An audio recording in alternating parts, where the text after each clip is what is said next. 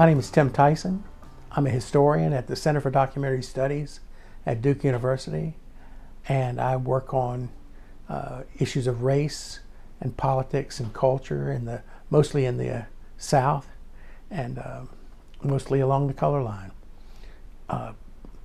Emmett Till was a 14-year-old boy who lived in Chicago with his mother, and he came down to Mississippi to spend a few weeks with his great aunt and great uncle in Money, Mississippi, a small town in the Delta. He had a harmless encounter with a white woman at a store counter, in which something he said enraged her, and he ended up getting tortured to death and his body thrown in the river and weighted down. It came up after 3 days, and two of his killers were arrested. His body was sent to Chicago. It was battered and bloated, and his mother, Mamie Till, had an open casket funeral where hundreds of thousands of people filed by this large church in Chicago. And of course it was also on a new thing called TV. Anyway,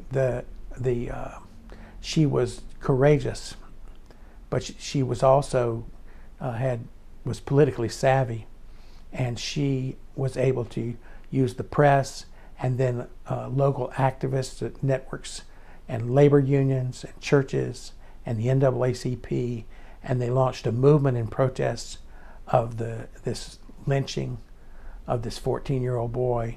It from coast to coast, it laid down a groundwork for what would become the civil rights movement. They say Rosa Parks was accosted by the bus driver in Montgomery a few weeks later. She had heard about the lynching of Emmett Till. She said that later that I thought about Emmett Till and I couldn't move. But people all over the country did move, hundreds of thousands of people, and really built the infrastructure for what we think of as the civil rights movement. So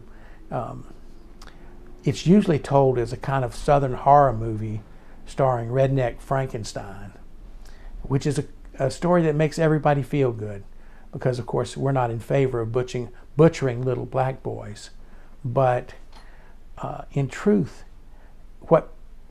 if it was just another racial horror story in America, we've got them by the dozens, by the hundreds. We've got more Emmett Tills than we know what to do with. What really mattered about the Till case was not just the murder, this terrible tragedy and crime, but what people did with it. And it was used to organize a movement that changed the course of American history. And I think that's what's really important about the Emmett Till case. And it's why we always will remember it.